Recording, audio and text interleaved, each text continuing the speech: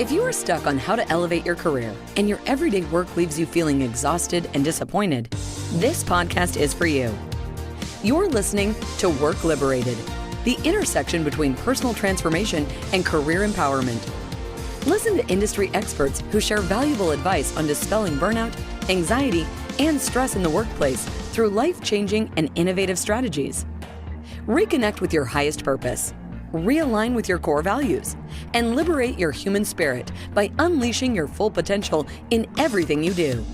Here's your host, Margaret Graziano.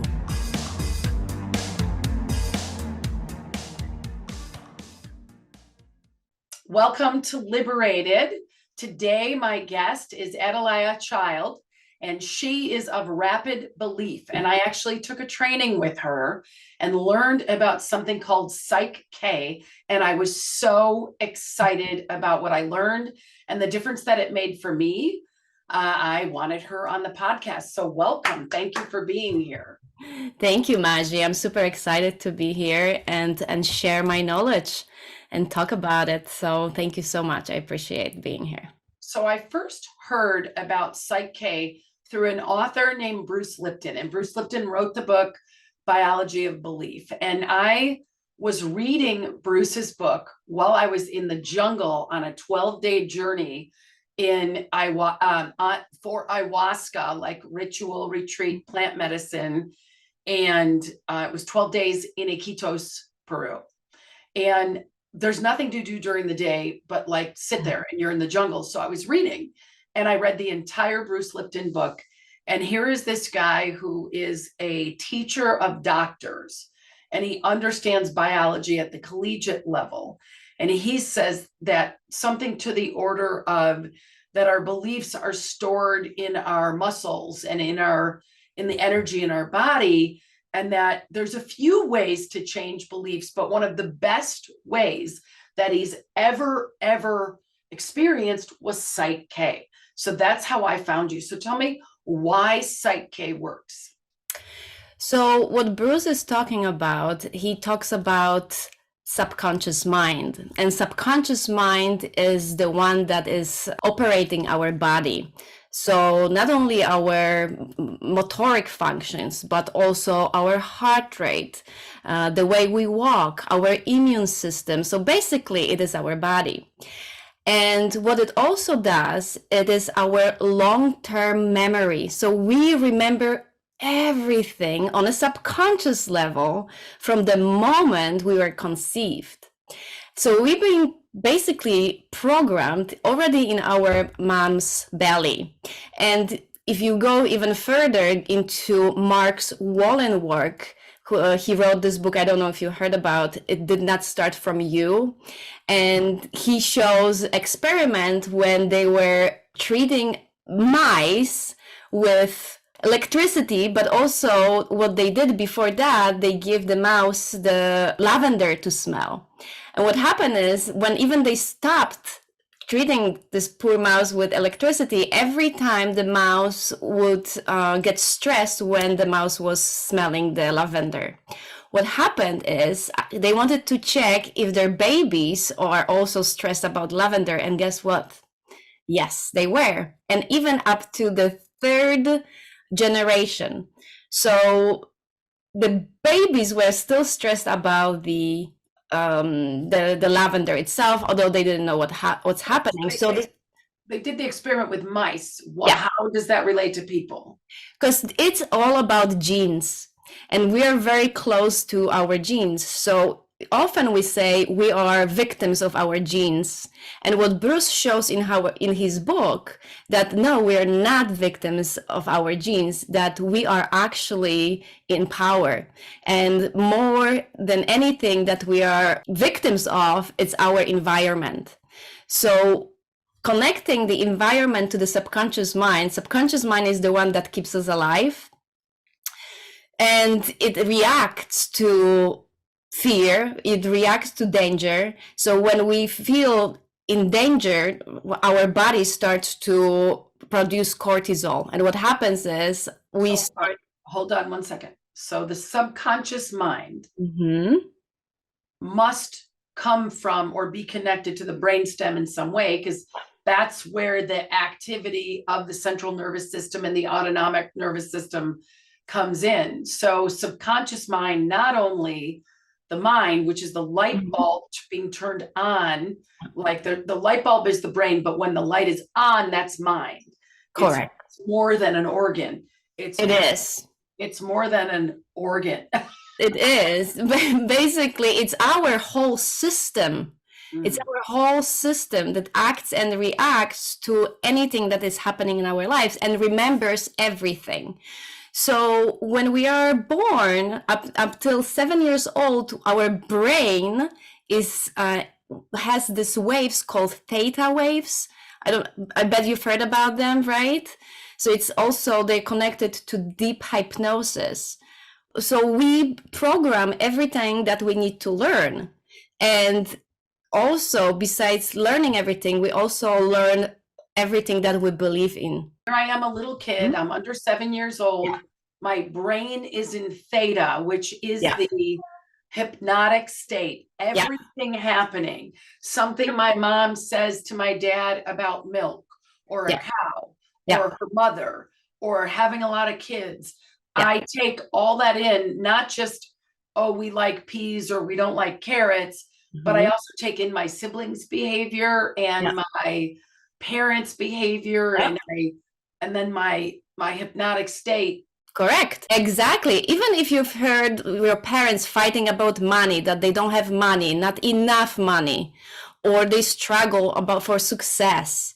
So you store all of that. If you are witnessing your parents fighting or your parents just splitting, you all store that in your body, like you said, in your body, in your muscles, as an energy, as feelings. Okay, so hold 1 second. I was coaching a woman, we'll call her Mary, the last couple of weeks, and Mary was under a lot of stress.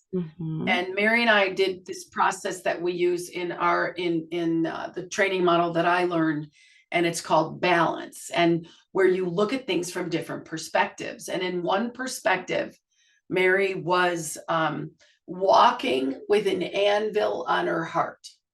Okay. Like, that's how stressed out her job was. Good metaphor.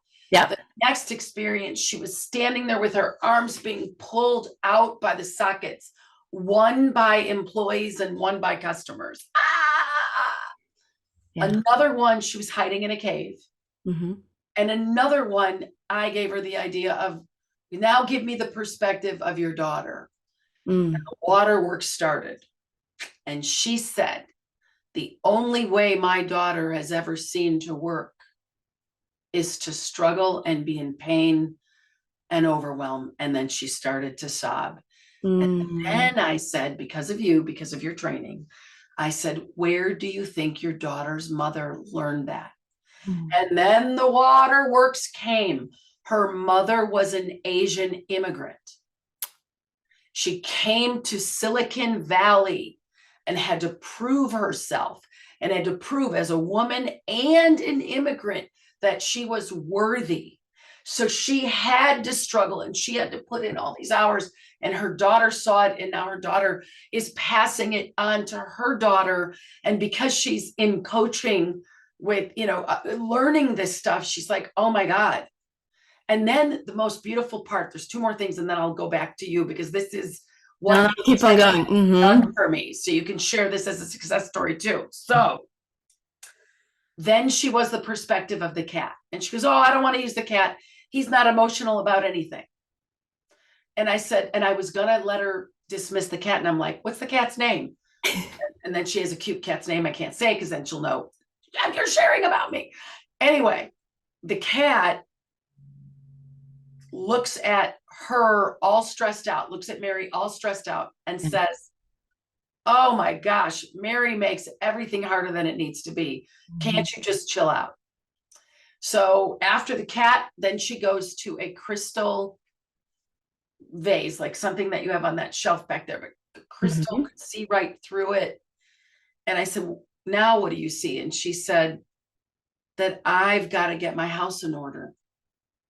And I've got to develop some beliefs and habits around how to work with peace, freedom, and ease. We didn't do, like, had I done the Psych-K with her and we knew that was a problem, we could have fixed it in 10 minutes. So how does it work? Like, why do I have to coach that girl for 2 years for us to see that this is a challenge for her and for her to have an insight? And I don't know that she changed the belief yet. So to understand how Psyche works, we need to understand a little bit how the conscious mind works and subconscious mind work. Conscious mind is only 5% of our daily life. So function of the conscious mind, it's our short-term memory. So if you have to go to the kitchen and do something, yeah, you're going to choose to go to the tea and then you forget about it. You're going to go to do something else. Now, subconscious mind stores everything as a long-term memory device. You can call it like a memory bank. Number 2, the subconscious mind is also deals with our body and everything is happening there. It has to have really huge processing capabilities because, walking, talking, digestion. Yes. Yeah, digestion, immune system, it takes a lot of power. So think about the body, our body, subconscious mind as a computer. It takes a lot of processing capacity. Yes. To run the machine. Yes. Run the machine. Yes. Okay. Now, conscious mind is just 5%. It's a short-term memory. You have to do things, and it's like a short tasks. It's actually, I don't know if you remember, but it's also the mind that is responsible for your free will. So you can choose your dreams and desires and where you want to go. This is where we talk about free will. Okay. But also judges the results, and which is good because then you're not going to make, hopefully, the same mistakes. Correct? So now I have a question. Yes. So if we're in our subconscious mind 95% of the time and only 5% of the time we're conscious, but our conscious mind is what creates and what sets goals and what goes for those goals. And then if you're a person who's, let's say, expanded your consciousness, because I do a lot of dreaming and I accomplish a lot of those dreams and I live in a dream that I created. So I sort of think I'm a little more than 95%, but I think that's arrogant, right? Not necessarily, but here's the thing. That's why I'm trying to explain that part, so then you can see that actually, yes, you create those things, but if you have beliefs that you can do something, then it's a really easy road, super easy road. But that belief is in your subconscious mind that is 1 million times more powerful, correct? Yes. Think about it. There are some people who have this belief that they cannot do anything. Like whatever they touch, it's or not good enough, or it's something that it's not even worthy of showing. Yeah, or they have a belief that they don't belong where they are, so they keep putting, like in the workplace, and I see this a lot of times with more females than males, and I coach both, where they put things in the way. Yes, obstacles. Their ability to elevate. Like they create scenarios and situations where they put their foot in their mouth, or they don't manage their behavior, or they say no to a project they really should have said yes to, or they half-ass it at the wrong time. Self-sabotaging. Yes. And even in the relationship, like I'm in the dating world, and I've been in the dating world for a long time, but I recently went to a class, so hopefully I won't be in the dating world as long as I have been. And I went to your class and reprogrammed that belief about what it is to be able to find somebody at my level. Because I've done a lot of work on myself. I've accomplished a lot. I want to be with someone like that. Anyway, back to this. A lot of the guys and girls, but mostly guys that I talk to have a belief, this is really good, that they have to sleep with someone in order to have a connection with someone. And these guys are spinning through women. They just can't find the right one. They just can't find the right one. And I'm connecting the dots that when you create false intimacy, You really don't know the person. Now you've slept with them. You're like, oh, do I even want to hang? Yeah. Do I even like this person? Yeah. And so it's a belief. It's a belief, a programmed belief. Now, I would imagine they didn't get that belief at 7 because they didn't know about sex and they didn't know about connection at 7. But could they have gotten that belief at 16? They could have, yeah, definitely.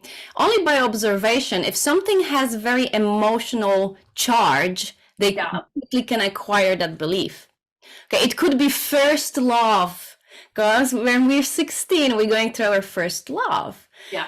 And maybe something happened there, and then they programmed that belief, and that since that time they're running that belief. Okay, and it's like an autopilot. I call it like an autopilot. They don't even know they're doing it. They just can see that 5% in their life what they're doing. Did they have a different belief before they were 16? Something about connecting with people that this kind of attached itself to? Because if most of our subconscious programming happens before 7, then we might have had something as a little kid, like my mommy didn't pick me up when I wanted to, or another child was born, or something else that I believed that I got the raw end of the stick with. Exactly. And I would ask his father or mother, because we're copying it. So yeah, it's like really, and kids are learning through 5 senses. So they don't have to hear it, but they can just watch it. They can just observe it to just download it. So if a man was raised without a father, he might not have seen the model of father, mother. He might have seen mother alone and doesn't understand. Could that be like a lack of understanding? Yes, exactly. And then he made up the story in his mind, because we are all kids and we want to survive our childhood, like, right? So we need to make up stories in our minds just to explain to ourselves some situations. And can they make up story like that and then run it as a program? Yes, they can. And I see it all the time. Wow. Yeah. What are some other common programs that people have running their subconscious? Not feeling worthy of love. And this is exactly example what I see when they are kids and parents are working really, really hard. So once they're home, they're just tired, right? And the kids wants to spend time, connect, and they would hear, well, I'm too tired, not now, tomorrow or some other day. And then the kids making this assumption, oh, I am not worthy of their time, I'm not lovable, I'm not worthy of love. And they just basically program it, and then they will go through life with this feeling, because this emotion with this thought brings this feeling, this emotion. And by the way, what subconscious also really loves is familiar with things. Okay, so with me, when I was growing up, I'm originally from Poland, and it was really common to spank kids. And we would do something bad, and all right, you're gonna get spanked. Now, how many times you're gonna get spanked? And I'm like, oh, no, like, no, if you just say it, like, hey, 2 times. But and my dad would say something like that. I really love you, and I don't want to hurt you, but you deserve to be hurt. Oh my God. So here's the way it gets better. So first of all, I did 2 things. To be in control, I suppressed me crying, because this was the only thing. Like, okay, I'm going to show you I'm not going to cry. So then I went through my life, I think until I was 25, 26, not crying. I didn't know, like, why people are crying. Like, well, they're emotional. It's like, I don't get that. But then I realized that I suppressed that in the past just to have that control over it. Number 2, and that was a huge thing in my life, that my first boyfriend, after a year of knowing him, after first big fight, he did hit me. I broke up with him after a huge shock. Then I was a little bit lulled. Then I found a second boyfriend. We got together, and exactly the same story. So I called, oh, this has to be coincidence. Third boyfriend. Okay, this is not a coincidence anymore. So I started to search what was happening. And when Wow. I started to learn about subconscious mind, it makes this weird, making no logic associations. Cause love for me equals being hurt and pain. Ugh. This is exactly what my dad told me. You know what I mean? Because I'm like, okay, I had different opinion. I did something wrong, so I deserved it. And it was exactly happening with my ex-boyfriends, and I had 3 relationships like that until I was like, oh, it's not them, because the first one is them. It's a coincidence, and it's like, no, it's me. I am attracting people like this, and so I had to reprogram in myself that love is caring and nourishing and support. So I had to really show my subconscious mind that this is not familiar. I don't want this familiarity. So we often look for a home that is familiar. Mm. Yeah. Wow. Right? I can tell you many stories like that they make no sense on a conscious level, because like, why would I look for a situation like that? Yeah, well, and that explains, this is one of the things. When did I do your program? July? Yeah, July. So I went to the jungle in January. Then I did the Camino in November, and in July, I did Adelia's course. And one of the things that I saw is that I had continually been dating guys who drank too much. My father was an alcoholic. Huh. Now, if you would have asked me, am I picking alcoholics? I would have said, absolutely not. Absolutely not. You know, but it was a big part of their life. Like, no, I'm not going to go hiking for 13 hours because there's no beer. Or I'm sorry, I don't mean 13 hours, 13 miles, because there's no beer. Like, or everything has to have alcohol in it. And that actually changes the dynamic of a relationship. But I didn't see it until I started looking at what are my, beliefs. And part of it also might be that real love doesn't exist. Like I thought Rob and Laura Petrie. You remember them? No, you don't. You're too young. Oh, you do. The Dick Van Dyke Show. Oh no. Okay. So no. They were like the perfect TV couple in my opinion. And then real life, that's not what I saw. And so that's fantasy. That's real, and real is painful. Fantasy is wonderful. So let's just live in fantasy land. Anyway, so how does it work? Let's do an exercise. Okay, so let's do the exercise. First of all, let's close our eyes. Now think about something that stresses you out. It can be a person or a situation. Now, how do you feel when you think about it? My stomach is uneasy, and it feels like something is crunching it down like that in my stomach, like a ball in my stomach that's crunching. Okay, all right. So it's very physical, right? Yeah. Now think about something that you really like. Think about your favorite place in the world. Think about your favorite person in the world. How do you feel now?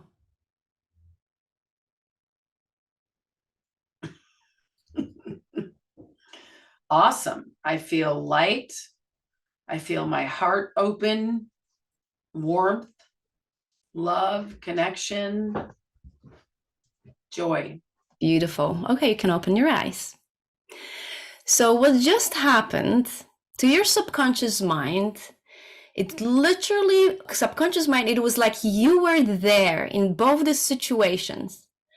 And the moment you were in a stressful situation and the moment you were in this beautiful situation, you had completely 2 different responses. Yes. The first one was stressful because your body, your subconscious mind, your system thought that you really are in this situation and turned on the hormone of stress, cortisol, and immediately you felt it in your stomach. So you felt cramp, correct? Yes. That's completely normal. Now, when you thought about something beautiful, right? Immediately your body went into relaxation, your heart opened. And it just started to feel relaxed, and that's completely normal. Now, why is this happening? I don't know. Good imagination.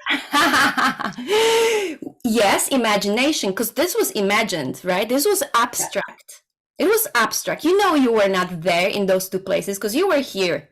But your Right, exactly, yeah, exactly, exactly. right? So, but your subconscious mind doesn't understand that. So your subconscious mind, our subconscious mind, don't understand abstract. It doesn't understand that those two things did not happen. It was like it happened 100%, and all the systems were on. Is that why visualization works? Yes. Okay, Yes. sorry, I connected the No, dots. that's true. That's true because you show your body or your subconscious and conscious mind where you want to go. So now I have a target. I'm gonna go to this target. Yes. So also, but think about it when we are thinking constantly, when we're thinking about constantly about things or situations that are stressing us out, then your body is in a constant stress. Yeah. Doesn't matter if it's in future or in the past, by the way, because our subconscious mind is living here and now. It's timeless. It doesn't understand the time, basically. Why it doesn't understand the time? Because it's responsible for our body functions. And you cannot digest in 2 weeks, or you cannot breathe tomorrow. You have to do it here and now. So that's why subconscious does not understand that something is not happening. So to your subconscious mind, when you think about stressful situations that happened in the past, like traumas, or when you think about something that you're afraid of that did not happen from the future, to your Yes, body, yes. think about it. So to your body, it's like, oh, it's still happening. It's happening here and now. And that's why so many people don't even understand how much stress they're in, how much stress they are. It's And incredible. so, Adelia, I don't know if you know, but I was recently on a pilgrimage called the Camino Santiago. Okay. I walked 320 kilometers through the oldest and the hardest Camino there is. Mm. And I was super excited when I registered. I wanted to do it since 2014. And all of a sudden, I re-rent the movie The Way, and the kid dies at the very beginning. And I allow myself to spin out. And I couldn't keep watching the movie. I had to turn it off. And then I imagined myself on the Camino Primitivo, Yeah. all alone, because it's the road less traveled, all alone with bloody feet, no money in my wallet, and no cell phone connection. And it was so pervasive that I called up American Airlines to cancel the trip. And they told me that they couldn't give me the credits. I would lose them if I didn't travel by October 30th. Yeah. So I went, and in the moment that I couldn't cancel, the fear, what I started asking myself is, what is this fear teaching me? And then I got better at packing. And then I got better at going to REI and talking to people. But before that, that fear was so real. And if we go back to subconscious programming, at 19 years old, I became a single mother, and I was petrified of being penniless out on the street, very similar to on the side of the road with no money and bloody feet. And I would have this child. And so I went into this frenzy workaholism as a recruiter, and I had to succeed, and I did.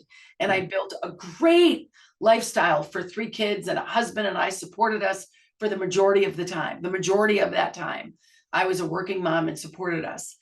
But I did so with a vengeance because I didn't want to fail. Right. And as you're talking about how it works, it all played out totally, and it wasn't happening. I was not on the side of the road in Spain, in the mountain, but I had a visceral feeling of bloody feet. Yeah. Yeah, because to your body, it's like already happening. Again, does not understand imagination, abstract. It's exactly, it's what's happening to your body. And that's why people go into this trauma or phobia or stress. And if you don't know that it's your subconscious programming, your little voice, your the little devil on your, the devil and the angel is the devil part of your lowest ego self saying, cancel the trip, cancel the trip, cancel the trip. You suck. You're not going to be able to do it. If you don't know, it can take you over. Yeah. It can change your life. It can keep you small in a box, like stuck. Yeah. I am so glad I got into this education at 36 years old, because I didn't know that. And the more I learned, like your Psych K, you can take what maybe has taken me since I've been 36.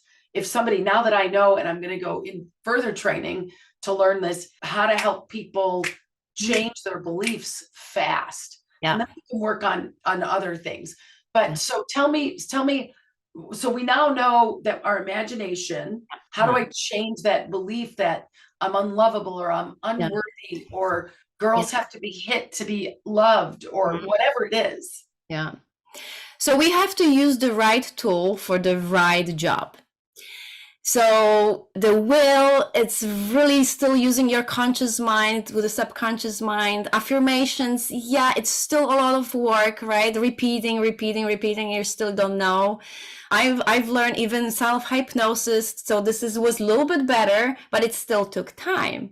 Yes. So Psyche is different than any other modality, and that's why Bruce Lipton loves it so much. And he knows more than 30 modalities that they work with the subconscious mind, and he still says that Psyche is the best one, the fastest, the quick, the easiest.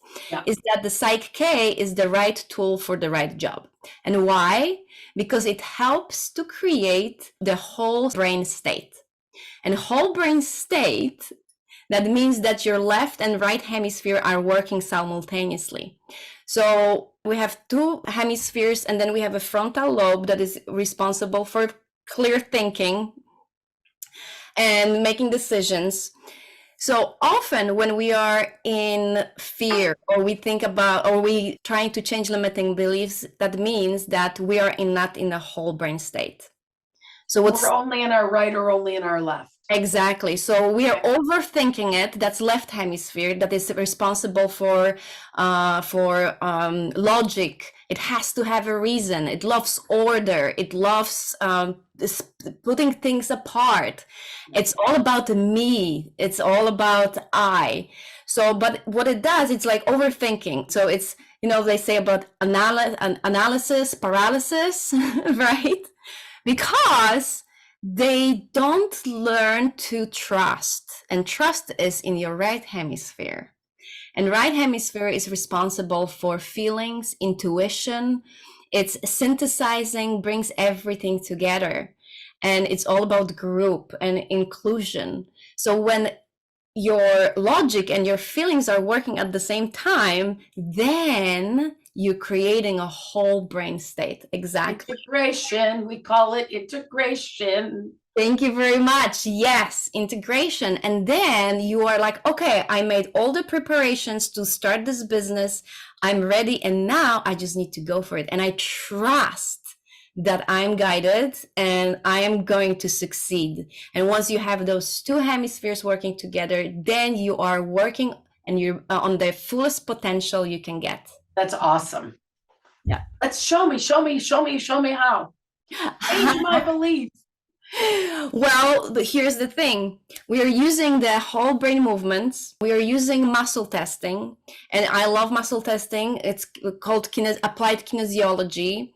And this helps us with checking if we are stressing on things, if we have some limiting beliefs, and it's very clear yes and no system when we're working with Psych K. Now, kinesiology is used by other professionals like dietitians or holistic doctors. Here, we're using it strictly for beliefs. Okay. And changing the beliefs. Then we're using several movements of whole brain movements that actually I cannot show this to you, but I explain. Like one of the movements is cross crawls. I don't know if you've heard about cross crawls. So cross crawls are connecting both hemispheres together. So they are doing bridging, and we have to follow special instructions. What do we have to do next to reprogram those beliefs? And it takes us, believe it or not, I didn't believe it at the beginning, actually, because I had a belief that change takes time and it's painful. So I didn't believe it at the beginning, but it's truly, when I tried it for the first time, it literally took me a few seconds to a few minutes to change beliefs. And I was just shocked. Sample one on me for visitors, our guests, or not? I can't. I wish I could do it, but my contract doesn't allow me. I can speak about it, yet we cannot show it. It's very, I would say, experiential for everyone So to. you could take people through it if they call Adelia Child's Rapid Belief Change, or I could, as part of my coaching. Correct. She's going to be better right now than I am because she's over there. No, she's there. She's over there. She's going to be better. I hate new belief about the computer. Maji, but the beauty of this, beauty about this modality is that it's simple, and anyone can learn it. And anyone can learn it. If people want to try session, you're wonderful. You're fantastic with leading the session. If people want to do the workshop, they say like, "Oh, I want to do workshop." Yes, they have to come to me because they need to learn this. It takes 3 days. Because I don't have a contract, can I do? I'm just asking. Like, well, you do have a contract because you signed it. Yes.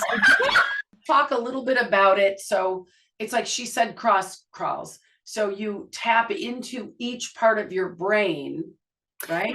So you're creating a bridging between left and right hemisphere while doing something else. I cannot say what it is because while doing something else. So retrain the brain, reprogram the brain, or balance the brain. We say it in Psyche.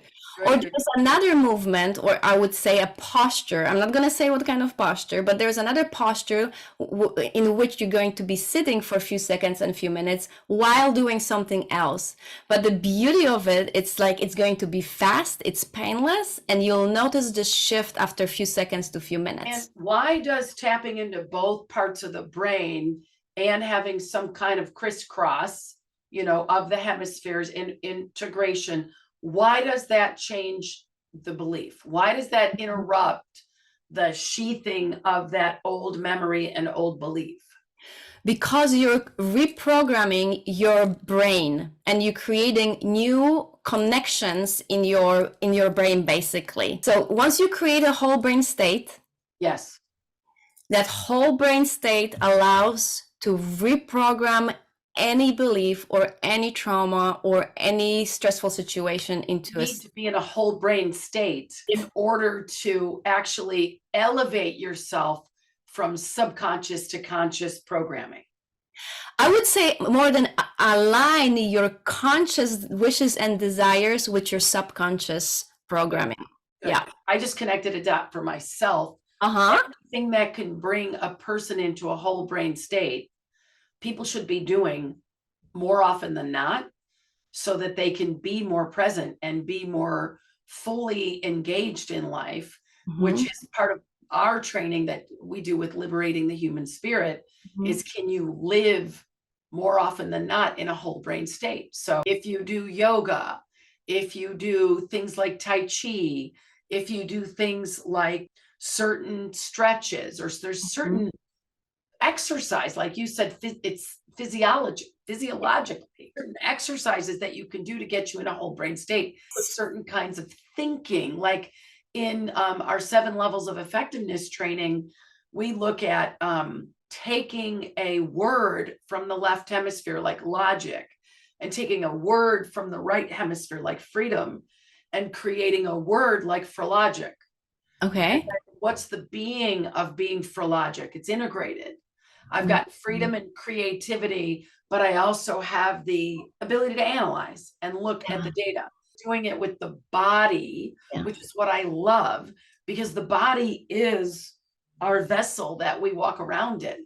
Yeah. And that's what you said. That's why yoga helps to calm your body, because while you're doing yoga, using both hemispheres, so it truly relaxes you and keeps you in this beautiful state of peace until you get some trigger. Somebody says something that reminded you of maybe your father or your mother, and you're not even conscious about that. And then boom, right? You back to being out of balance. So what Psyche will do, it will help you to reprogram any triggers to help you to stay always in this whole brain state connected to the triggers. So triggers won't be any more triggers to you. More balances you do, then more you are peaceful and in this state of whole brain. Now, I want to ask you a couple questions before we go. Yeah. Your setting is one of the most beautiful rooms I've seen. And I noticed that the wall is the color of your eyes. And then you've got a few little colors of blue in between the orange. And then you have the orange in the brain or the pumpkin. And then there's some blue and then blue books. So is that Psyche? Is that like the advanced? How Yeah. Yes. What's going on? I interview a lot of people. I never see a setting like that. I'm changing my wall. Tell me about what that is about. It's really amazing, actually. Thank you so much for noticing that. And by the way, I love yours. I love this simplicity, because simple is also divine. That's what I say. Simple is divine. Now, if it comes to here, it looks like blue, but the camera is changing the color, but it's actually teal. And teal is the color of unconditional love. Oh, And we're using that color, and teal is also has a vibration, because each color has a vibration, and we're using in Psyche this beautiful vibration also for balances. So you will learn that during the next workshops. And I have orange, and orange is color of change. wow. Good. Well, it's done very, very well. I am going to do orange and teal on my wall, but I'm going to keep my compass, but I'm going to get a smaller one. But I'm committed to redo this space. Go for it. Adalia, thank you. And how do people find you? So they can find me through my website. It's adachild.com, adachild.com. Or they can find me through Instagram. That's my full name, which is adelajda.child, ADELAJDA.child. And that's the best way to connect. So Adalia, thank you so much for being with us today. I can't wait to take your advanced course in February. So you're going to watch for that registration. And what Adalia is willing to do for us today is give you a free gift of uncovering how to uncover if you've got limiting beliefs that are holding you back at work or in your career. So by clicking the link below, you'll get Adalia's free gift. And thank you so much again. And Psyche, yay! Thank you. Thank you so much. It was wonderful. Thank you. I'll see you in February. Wonderful. Bye.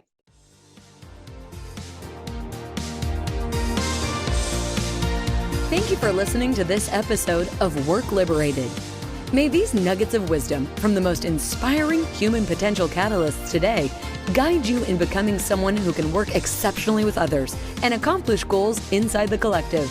Continue your journey as a fulfilled and self-actualized person by listening to more episodes at www.workliberated.org. Don't forget to subscribe, leave a positive rating, and share with your friends. That's all for now. See you on the next one.